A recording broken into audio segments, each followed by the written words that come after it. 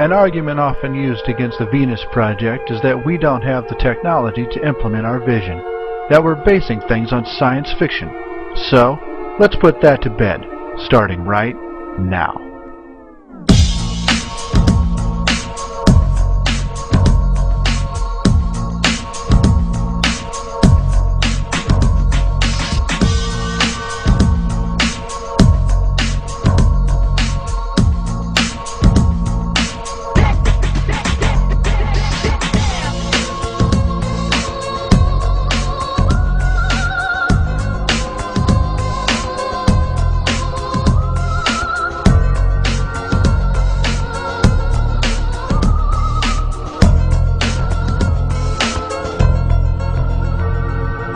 At PV Expo 2010, Kirosemi exhibited solar window glass which generates power using spherical solar cells called Sphella, developed by Kirosemi. Sphella are spherical solar cells 1.8 mm in diameter made from solidified silicon droplets. They can be used in various applications, including flexible solar cells where the spheres are arranged on a soft film backing, and dome-shaped modules. Because they are highly transparent to light, these cells are expected to be used in solar window glass. これは球状のシリコンの耐電池を使っていますので、どの方向の光も球状の場合は吸収したら外れてくるわけです。それで垂直に立てても、斜めから来た光に対してもある程度吸収しますし、反射光をどんどん周囲から来ますから、それも吸い取って発電するわけです。で同時に正面以外の裏側ですね、裏側からも光をが来ればそれは電気に変換されるわけですから、非常に周囲の光を取り込むという面で、窓ガラスに使っても、大変効果的に発電することができると。It begins with the sun. All of the energy resources on Earth come from the sun. In just 1 second, the sun produces more energy than has been used by humanity through all of history. The idea of using solar power is not new. Unfortunately, atmospheric filtering, cloud cover, site location, and the daily rotation of the Earth severely limit the potential of ground-based solar power. But there is a way to overcome these obstacles. By placing the solar collectors in orbit, we can capture up to 20 times the energy available on the ground. Safe, wireless power transmission technology then directs the power to the receiving station for use on Earth.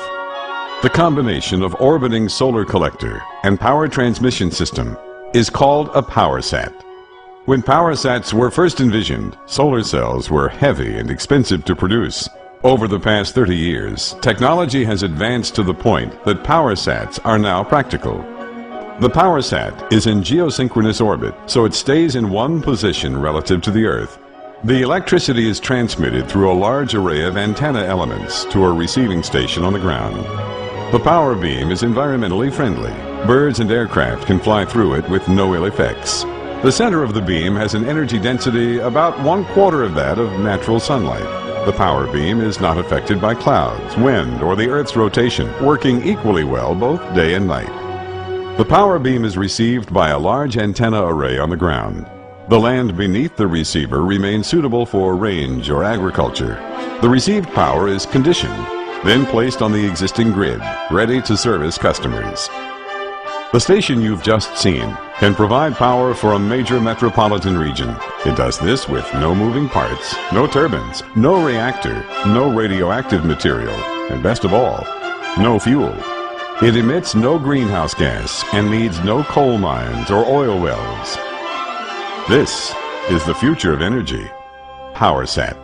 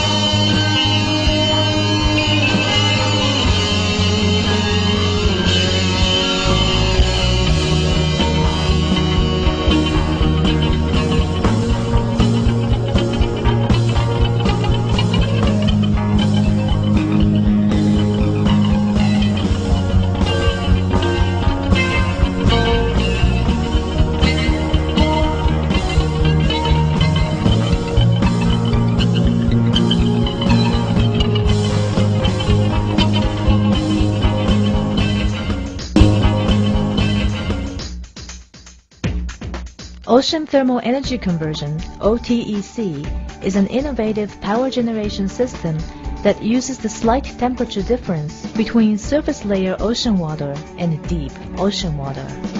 Zenesis Incorporation has acquired an exclusive license for the patent on the Uehara cycle, a cycle developed by Saga University with higher efficiency than the conventional method, and is implementing demonstration testing using an OTEC mini model plant.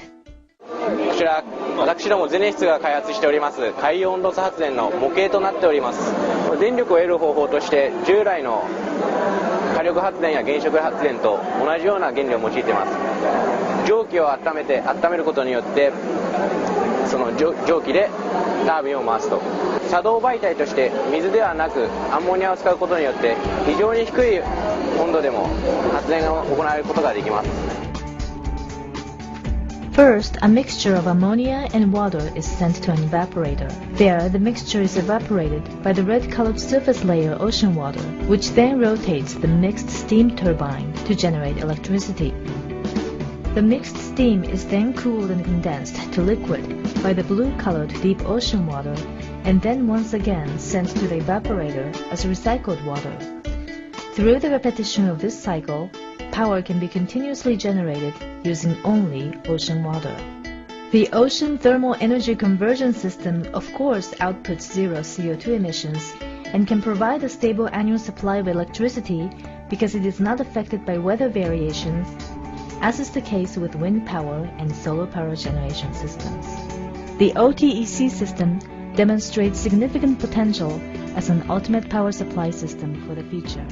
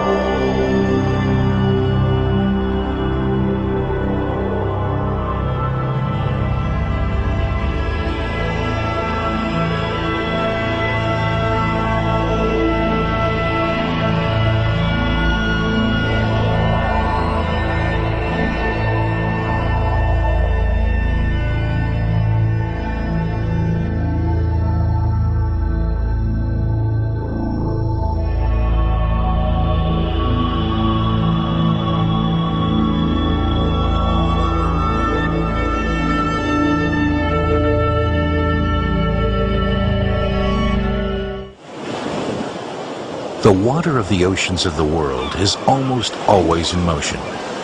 Hardly ever interrupted, waves break at the coastlines, sometimes strong, sometimes weaker. There is an enormous energy potential that is available round the clock and free of charge. A potential that, if fully exploited, could satisfy 40% of the worldwide demand for power. This equals the output of 700 to 800 nuclear power stations. Voigt Hydro WaveGen is developing technologies to convert this inexhaustible energy into electric power without the emission of harmful greenhouse gases. The operating principle of this wave power station is as simple as it is ingenious. An enclosed chamber has an opening beneath sea level, which allows water to flow from the sea to the chamber and back. The water level in the chamber rises and falls with the rhythm of the waves, and air is forced forwards and backwards through the turbine, connected to an upper opening in the chamber.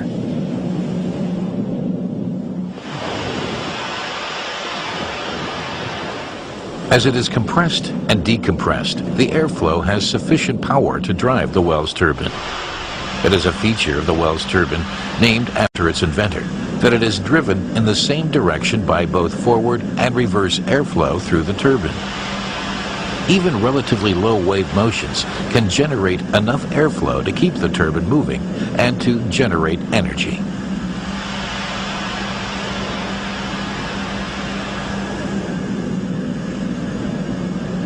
This is how easily energy can be generated with a wave power station, day and night, all year round, as long as there are waves. The world's first power station of this kind was put in service as early as November 2000 on the Scottish island of Islay and has been feeding power to the grid ever since.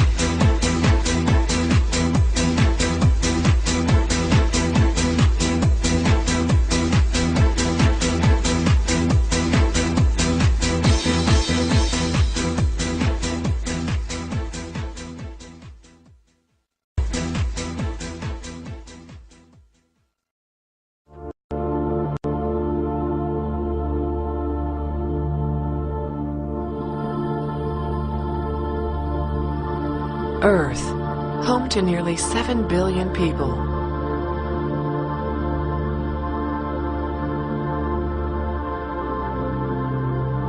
And as the population grows, so does the demand for power. But in today's world, we are faced with an even greater challenge.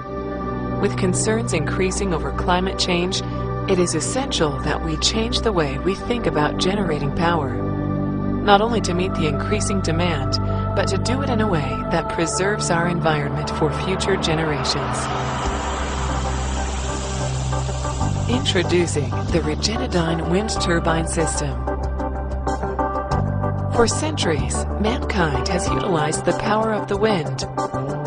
But for today's power needs, we need to bring wind power to a whole new level. A modern marvel in engineering, which uses a unique combination of science and technology to form an extremely efficient and powerful generator. By comparison, it is estimated that a single Regeneradyne system can produce the power equivalent of 500 standard wind turbines. By design, the entire site is centralized into one location, and in most configurations, a typical installation would require approximately 100 acres of land. This consolidation not only improves efficiency, but can also save on land resources. A key advantage of the Regeneradyne system is its use of magnetic levitation. This allows the turbine to essentially float on a magnetic cushion of air. And by reducing resistance due to friction, the power output is increased dramatically. The outer sails move to accommodate the wind from any direction. These dynamic sails work to capture a larger portion of the wind and increase the airflow into the turbine. In the event maintenance or repair is required, additional features have been incorporated into the design, such as a helicopter landing platform and an integrated crane. Also, the primary components are located at ground level for improved accessibility. With on-site power storage and conversion, the Regenedyne system is completely self-sufficient and grid-ready.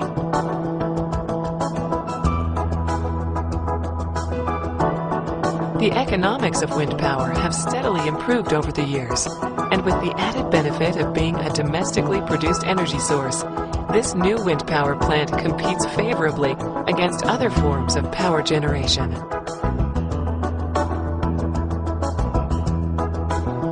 Global demand for electricity is increasing exponentially, and as we approach the limits of fossil fuel consumption, wind power has regained global interest as a safe, cost-effective, and renewable energy source. Regenedyne is committed to leading the industry and the world in changing the way we create power going forward.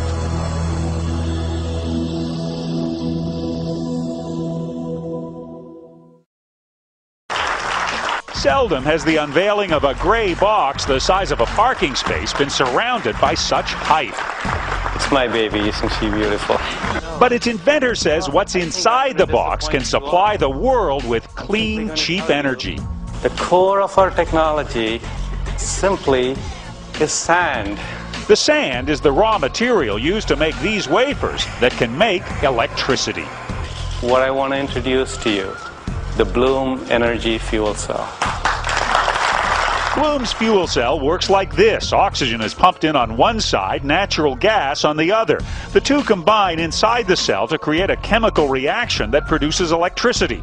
No burning, no combustion, no power lines from outside. This particular device, way back, John, you remember, Vinod, you remember, 5 watts. There's a Moore's law equivalent. I don't know what that is yet. We will tell you in a few years. Today it produces 25 watts, enough for a light bulb. 2 years from now, stay tuned. Okay? So you take a bunch of these together and you put them together in what we call a stack.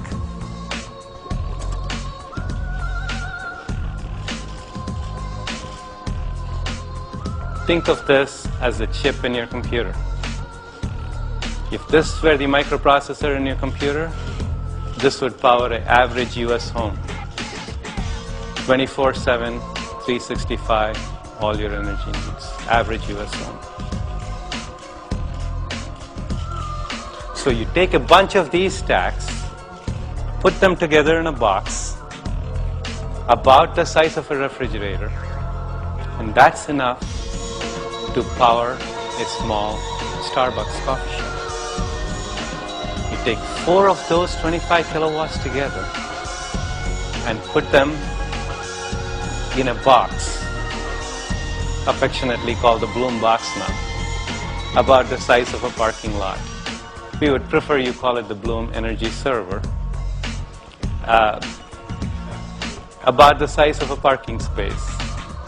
And that can power a small supermarket.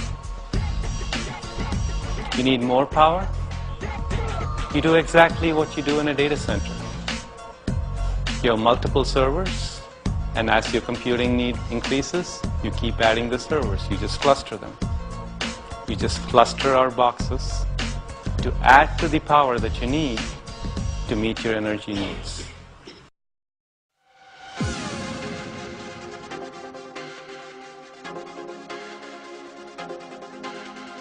Imagine a world where the weather didn't matter. A world where you could grow tomatoes, lettuce, and a whole host of other fruits and vegetables, even when it's 30 below. Welcome to Ted Marshallden's world. We can be indoors, so you could set this like clockwork. It's high noon all day, every day, 24/7. In Ted's world, plants aren't affected by drought, cold, or any other blight affecting farmers today. And unlike a greenhouse, he doesn't need daylight or much space. Ted calls this the future of farming. Everybody's moving into the cities. Where 50% of the population in North America is in the cities, they figure this is going to go up to 80%. So we've stacked up people, but we have not stacked up farming. Plants are grown in these stacked up, slow-rotating cylinders. Using the cylinder means each plant is bathed in equal light. If the plants were laid out flat, he'd have to use 6 times more light. The moving cylinders have another benefit as well. Plants are trying to right themselves against gravity whenever they're not perpendicular to the ground. So if you turn a tomato plant on its side, a nice pliable week-old tomato plant, it will make a 90-degree turn back up against gravity in 15 minutes. And here's the really cool part. Ted says because the plants are constantly turning in the cylinder, they're always fighting against gravity. And that constant battle forces extra nutrients to the stems, making bigger, stronger, faster-growing plants.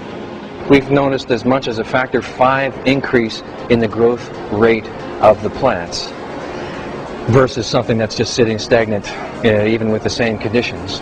We did romaine lettuce. The seed packet said 60 to 75 days, and we were done in 15 days. He says he uses about 1% of the water used on a field farm and far less space.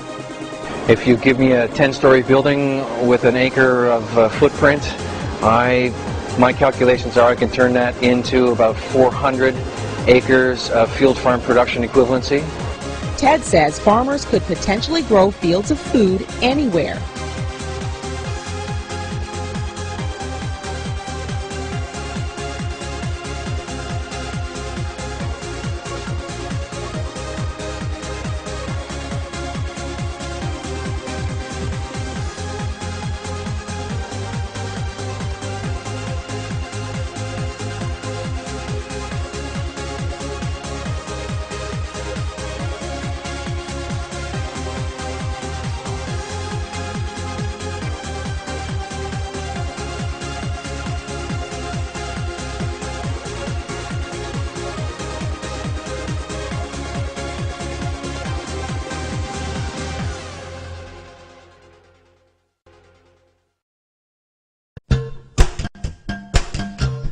ULTRA stands for Urban Light Transit, a new concept in travel for the 21st century.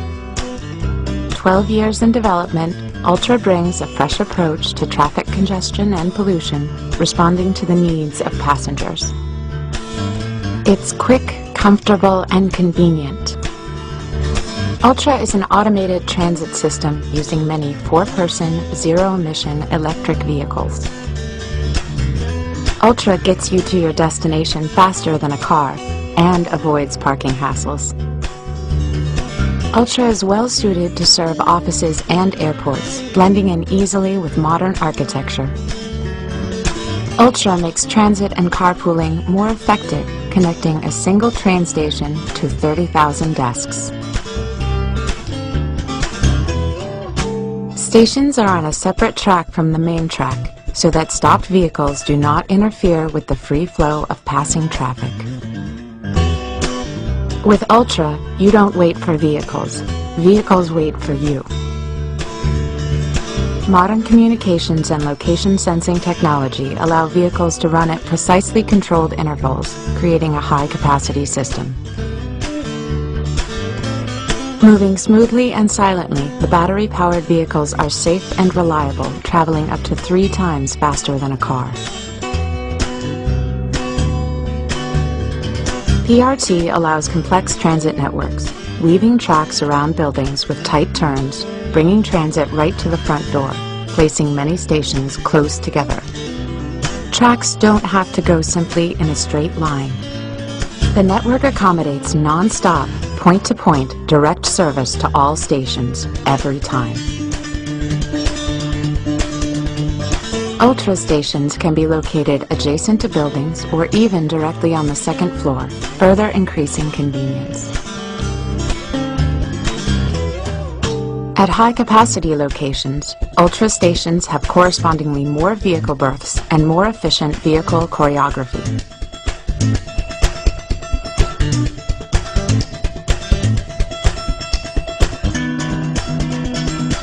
Ultra is easy to use. After making your choice, Ultra will take you there non-stop. The vehicles allow easy access for bikes and wheelchairs, with plenty of space for people, backpacks, and briefcases.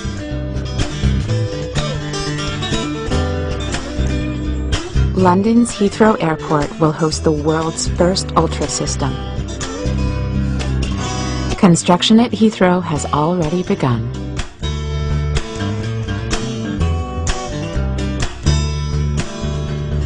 Ultra is transit for a sustainable future.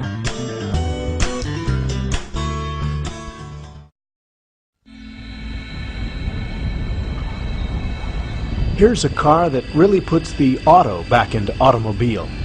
It's a 2006 VW Passat, and it is moving around this parking lot without a driver. No human is inside it, and no one is steering it by remote control.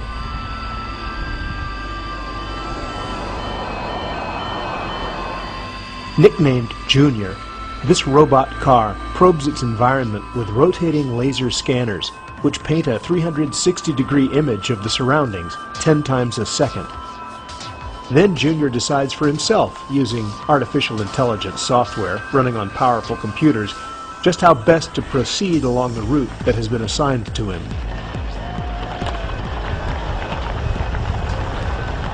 Sebastian Thrun leads the Stanford engineering team that's teaching Junior how to drive.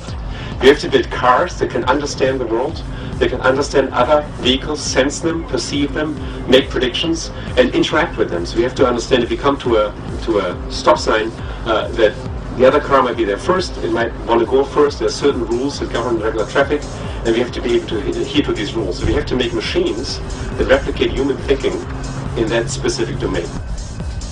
Watching Junior's every move is a group of inspectors from the government's Defense Advanced Research Projects Agency, DARPA for short. They're the serious-looking guys in the white shirts. They've come to Mountain View to evaluate Junior, to test its ability to maneuver in city street conditions along a course laid out on a parking lot at Shoreline Amphitheater. Stanford won't know until August.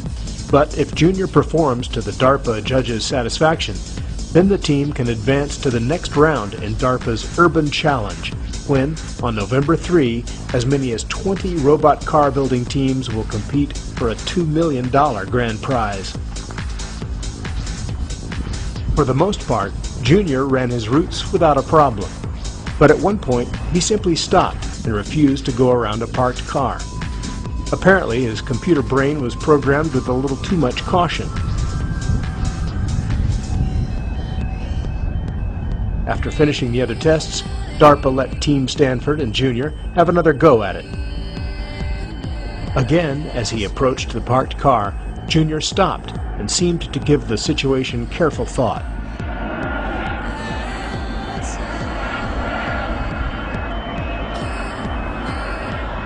This time, however, a more confident Junior drove right around the stopped vehicle.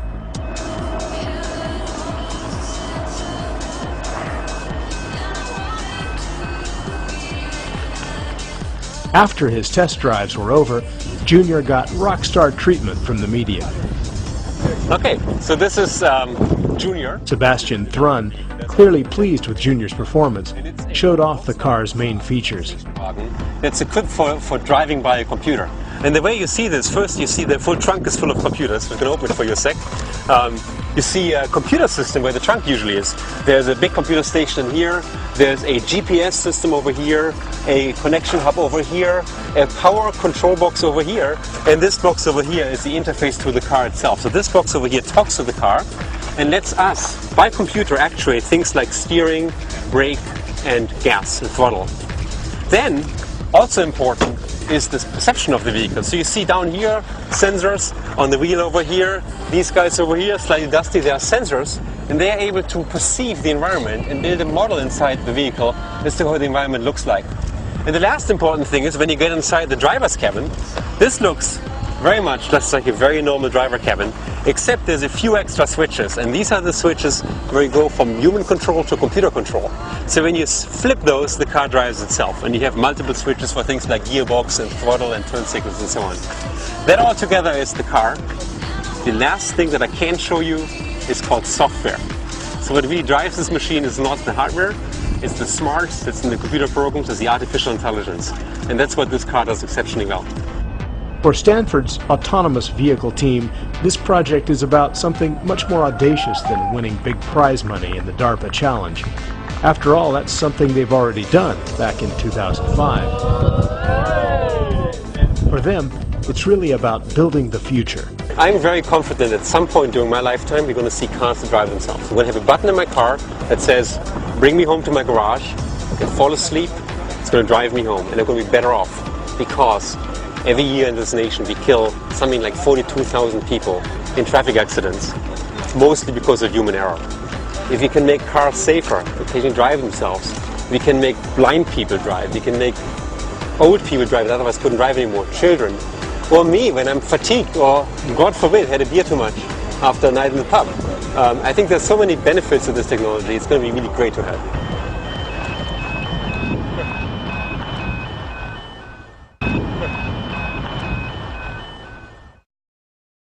A short ceremony was held at the newly built Wuhan railway station to launch the official start of China's first high-speed passenger railway.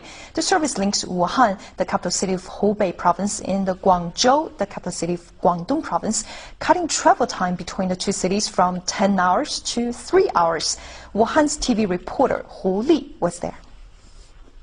I'm right now standing on the #1 platform of the newly built Wuhan railway station. About 3 minutes later, I will get on the first train of the Wuhan to Guangzhou Express Railway with 1,200 passengers to Guangzhou, a city 1,068 kilometers away from here. While 3 hours journey, let's experience China's first high-speed railway together. And the ride would be somewhat like this. For those of us in America, 385 kilometers an hour is about 240 miles an hour.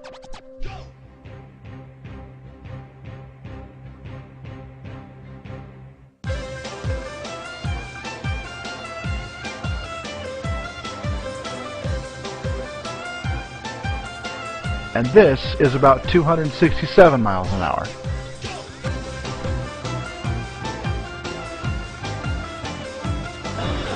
It's 11:50 Beijing time. We arrived at the Guangzhou North Railway Station, passing through 20 cities, over 600 bridges, and through 200 tunnels, which I think is kind of feeling like fly with your feet on the ground. The trip was pleasant and unveiled a brand new page on China's railway network, not only because of its latest technology, longest mileage, or fastest speed, but also the overall improvement of China's railway network. Hu Li and Li Jing for CCTV International from Guangzhou, Guangdong Province. As you can see by this article in Popular Science, the vacuum tube train, a 4,000 mile per hour magnetically levitated train, could allow you to have lunch in Manhattan and still get to London in time for the theater, despite the 5-hour time difference. It's not impossible. Norway has studied neutrally buoyant tunnels, concluding they are feasible, although expensive, and Shanghai is running maglev trains to its airports. But supersonic speeds require another critical step, eliminating the air, and therefore air friction, from the train's path. A vacuum would also save the tunnel from the destructive effects of a sonic boom, which, unchecked, could potentially rip the tunnel apart. So as you can see, the technology exists to even go 4,000 miles an hour in a train.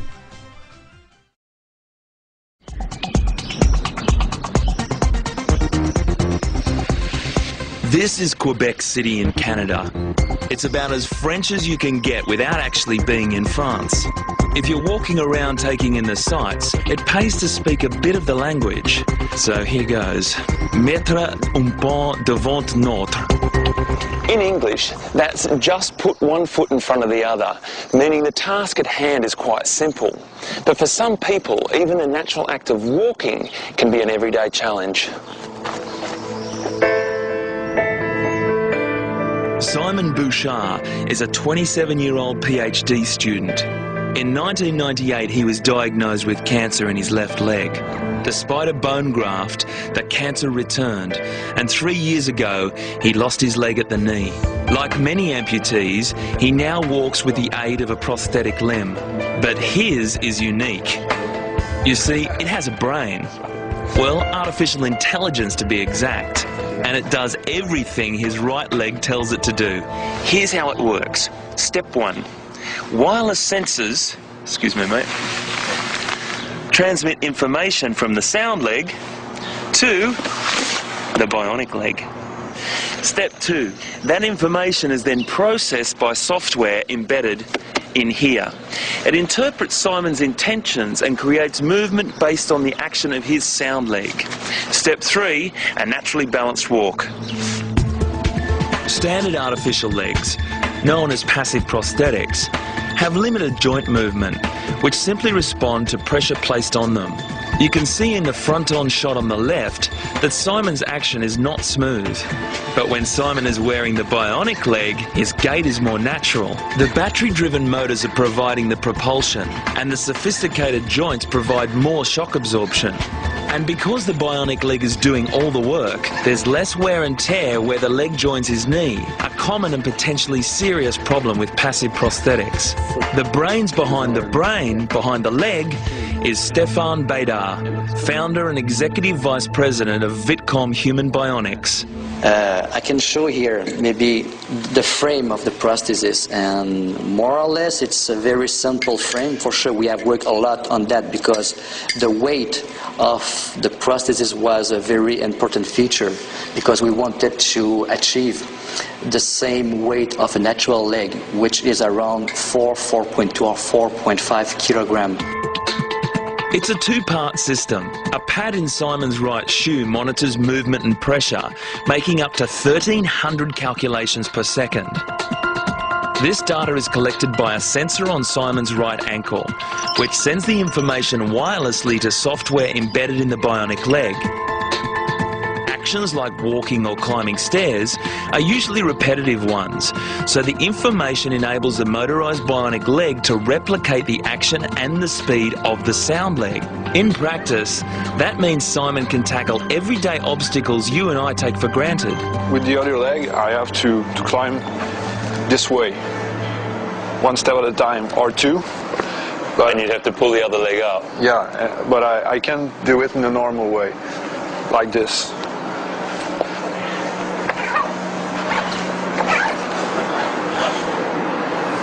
That is fantastic, isn't it? Yeah. It's a really natural gait down. Yeah. It'll take a bit of practice, but yeah, it's more comfortable. Simon just needs to remember to start any new action, like climbing a stair, with his right foot, so the left one can then learn it. Yeah. Simon was one of about 20 who took part in the trials over 18 months. He's been using his bionic leg full-time for the past 6 months. For Stefan and his team, getting the leg ready for human use has been a long process. It took 15 years to design the artificial intelligence software and the hardware to carry it around.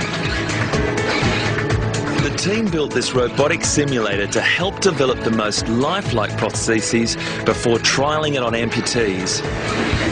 One thing interesting of this bionic leg, it's a finished product, it's something complete, but you know that's just the top of the iceberg.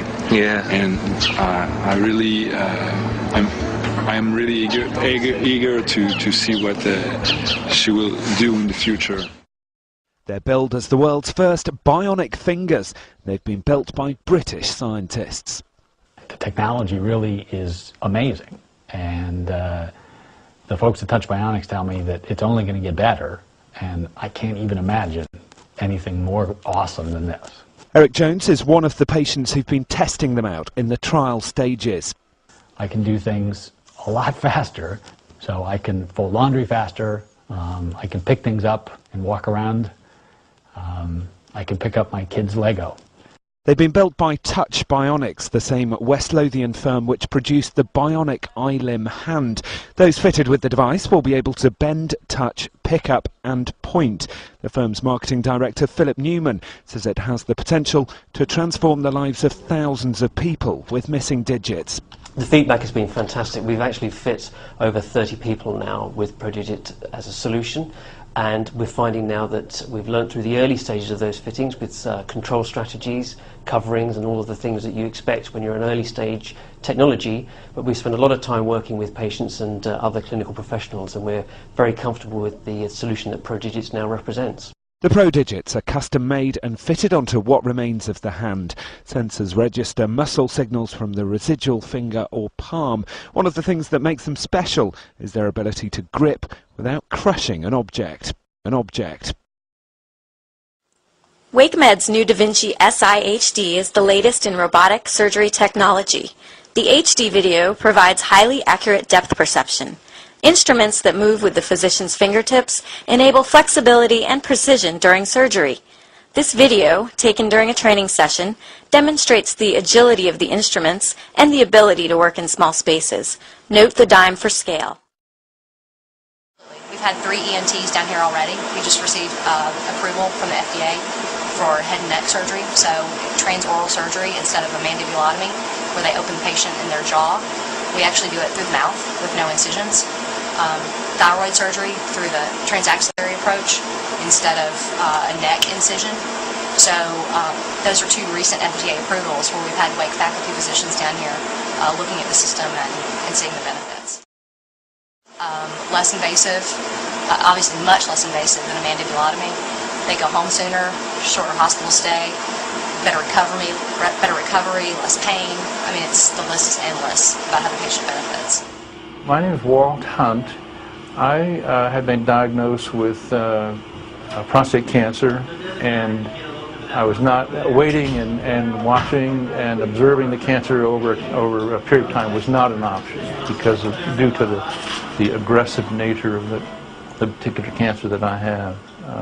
I needed to make a decision to attack it head on, either through surgery or through radiation treatment.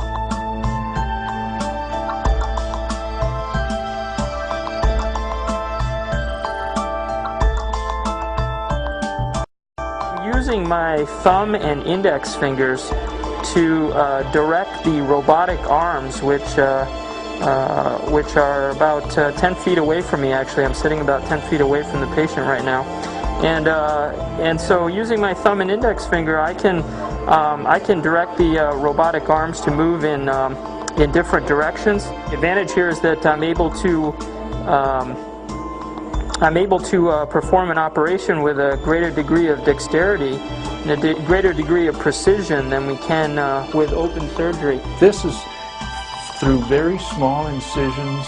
There are a number of them. I think I have a total of 6 entry areas in my stomach, but they're very small, and the overall recovery time from this minimally invasive procedure has been very, very fast. I gotta say, I like this 3D image. When you can do a finer operation, the real advantage comes to the patient. They tend to have less blood loss, they tend to recover very quickly, and they tend to be able to leave the hospital usually in the next day or the day after. 2.5 weeks ago, and I'm pretty much back to normal.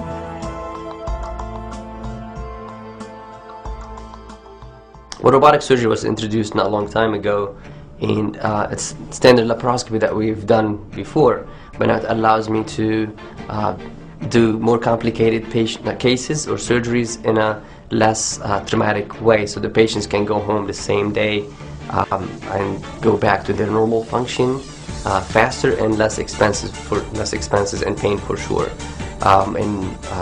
This is the newest technology out there, and we've been doing it here for almost a year, and it's been very successful.